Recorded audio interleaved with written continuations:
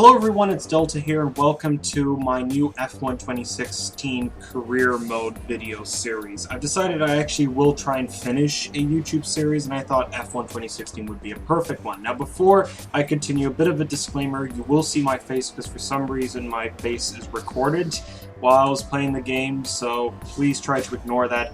Also, I will do a proper I am back video a little later on in the line when my future is a little bit more in the right direction. Having said this, let's continue with this video series. So to start off with, I did my own custom settings for my career mode. Basically, I made it so that it was kind of shorter, a bit more sprint race-like, so that I can pump videos quicker, and also for you guys who probably will play around 25% race distance, it's a little bit more relatable. I also created my character, and I have to be honest, no one really looked a lot like me, so I just picked some guy towards the bottom right. I paint my helmet. I chose my car number 49 because I'm a 49ers fan. And also, I did a couple of other things as well. I did put in my name and everything, and I chose my team. Now, it was a bit of a tough choice to choose my team. I chose Haas because it's kind of lower end, and it's kind of a relatively straightforward car from what I've driven so far. It has its problems, but overall it's kind of an adaptable car, and hey, it's also coincidentally American, so I thought I'd try Haas out. I didn't really try enough Haas out, but I think in this series we'll check it out and see whether we even like it or not, driving for Haas. Why am I saying we? I kind of want to avoid we. You know, too many F1 YouTubers are putting we in their videos, and it's just them. Anyway, so let's move on and start off with our race weekend. Now, the first race of the season is in Melbourne. Now, Melbourne Albert Park is a very technical racetrack. It's not really a car technical racetrack, more driver technical. There's a lot of ways of approaching corners, and it's not as straightforward as what you see on a racing line that they show in the actual game. The best way to kind of learn the track is looking at a lot of YouTube videos. There's a lot of real-life F1 videos. Look at those. I always look at those almost every single day because it gives a lot of, you can see how certain drivers tackle certain corners. And honestly, even the way you drive can really influence the way the way you develop your car as well, because it gives you your own distinct driving style, just like what I have as well, which hopefully you'll see throughout the weekend. Now, it was a pretty dry weekend overall, but the first practice, all I wanted to do was focus on getting updates and everything for the car. So what I did is I did track accumulation first, and the way I tackled that is, again, looking at a lot of driving videos, a lot of onboard action from actual F1 from the actual F1 FP1 sessions to just see how drivers manage the corners, etc. I know it's not ultra realistic Formula 1 2016, but it was kind of important to get a good idea on how the track works. So the best way to do it is to kind of get in the groove of the track in general. I always chose FP1 because I like to rush it a little bit, but give yourself time in FP1 as well if you are new to the game to just learn the track. And take risks and sort of find your own rhythm before you go do these track updates. Otherwise, you're just going to mess up, and it's not going to really benefit your team in general. I then did the tire conservation challenge, which was, well, it's not a challenge, it's an R&D thing. And the thing is, to do that, you really do need a wheel. If you're doing it on a keyboard, which I have done, it's really difficult. So you have to find kind of a balance a little bit on how you do this. The best way I think of saving your tires is, for instance, braking in a straight line and turning in at slower speeds. It does feel really slow and mundane, but it actually, as you can see in the videos, you actually can kind of go quicker, because I was taking a lot of risks before, and it kind of teaches you to learn the line a little bit better and be a little bit more conservative. And as the race weekend goes on, it actually proved to be a lot better for me towards the end. And then finally, there's the qualification run, which is the most useless R&D thing ever. I honestly don't understand why they do it. I guess they do it just to add more R&D points. It actually, surprisingly, I set a faster time on the medium tire than I did on a super soft. Probably because I was overdoing it, but hey, who cares? Anyway, in an FP2 I did some setup changes. I mean, I don't really care about the position I was in FP1 and FP2 because that's not what I was really focusing on. But in FP2, what I did is I just focused on the setup. I kind of already know the track anyway. And the first thing I did is I wasn't very happy with the car. I was getting a lot of understeer. Now, for anyone who doesn't know what understeer is, or a lot about Formula 1 and aerodynamics, basically understeer is when the front starts sliding away from the apex of the corner. So you can see it in this example here. This is understeer. Like, this is the prime definition of understeer. So what I did is I improved the aerodynamics by adding a little bit more front wing, and a little bit more rear wing as well, but only by 1 click. But 2 clicks for sure in the front. I didn't change anything from the transmission. I changed the ballast a little bit more, and I lowered the ride height as well. And you can use the setup that I have. I've uploaded it on Steam, so if you would like to try it out as well, let me know what it was like for you driving in that car on that track, and see if you can even beat my race time. Probably you can, because my qualifying wasn't as amazing as a lot of other people. So anyway, I focused on that, and generally speaking, the car was a lot quicker. I felt a little bit more comfortable, but generally the direction that I have to go with the Haas is to improve the aerodynamics, straight line speed, braking, and of course fuel efficiency, which I've discovered at the end of the weekend in general. But really, to optimize qualifying, Haas needs a lot of aerodynamics, so that's the main priority for me during the course of the weekend. Now, qualifying began, and it was normal race conditions. And surprisingly, in the first 2 sessions, I was slower than Romain Grosjean, who's my teammate in this series.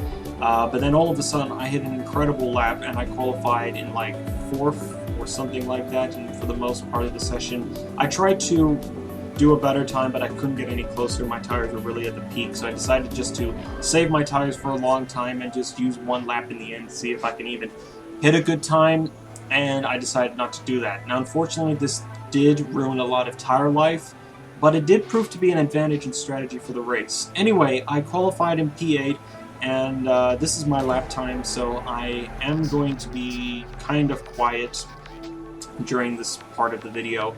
You will see that generally speaking, the car was kind of unbalanced in a lot of the high-speed corners. So I had to slow down quite a lot and adjust my throttle input and different parts of the track. And it kind of sucked in many ways to do this, but it could have been a lot worse as well. Anyway, it was a pretty good qualifying overall, considering that my objective was to finish 14th and ahead of Romain Grosjean. I finished 8th, so 6 positions higher. But I was expecting the kind of the expectation I have already of the team is that we need to develop the car a lot quicker than most, and we need to, generally speaking, make sure. Why am I saying we? I'm continuously saying we. I have to direct the team to finish at around around the top 10. I mean, that's our objective really. I mean, I know my amazing manager decided to all of a sudden go for 12th, but I think we can actually go higher than that for sure with this team. Anyway, race day began, and there was nothing really too spectacular going into it. I was kind of expecting the normal. I think I was going to get a good start. That was sort of my impression. I didn't think I was going to be anywhere near the podium. Before the race even began, there was something in the warm-up lap where Max Verstappen was so slow, like I almost crashed into him, and that was kind of hilarious. I didn't know if that was a bug, but then I all of a sudden was trying to let Felipe Massa go through, and he didn't want to go through, so I just followed procedure and just followed Max Verstappen throughout the warm-up lap. Then the race began, and I had a pretty okay start. I kind of collided with a couple of drivers, you can see that. I didn't damage my front wing, but I was a bit naughty at the start of the race. But I did manage to make up a lot of positions to the point where I was up into 4th, which was pretty awesome. And as the first lap went on, I eventually catched up with Lewis Hamilton and Sebastian Vettel, and I passed frickin' Sebastian Vettel, which means I was in P3, which is amazing because it's a frickin' Haas, and it shouldn't be doing that. But it gets even more bizarre because at that point I thought, okay, I'm gonna get Sebastian Vettel, he's gonna be behind me throughout the whole race. totally different scenario. I actually was pulling away from him and catching up Lewis Hamilton to the point where I was able to race him. Now, I will confess there was an incident between me and Lewis. I did pass him on the outside of turn 4, and the thing is that he then hit me and spun behind. Now, I didn't get a penalty, but I did leave him a lot of room, so that was an actual AI error, or something like that. I can't really judge too much, but it was a pretty weird and unpleasant move to have. Anyway, I pitted around lap 4, which was really early. I was the first of all the drivers to go into the pits that early. Lewis Hamilton was out of contention, so it was just down to me making a lot of ground towards the end of the race. I then decided to just go and give him a best shot on the softs, so eating out as much of the life from the softs as possible.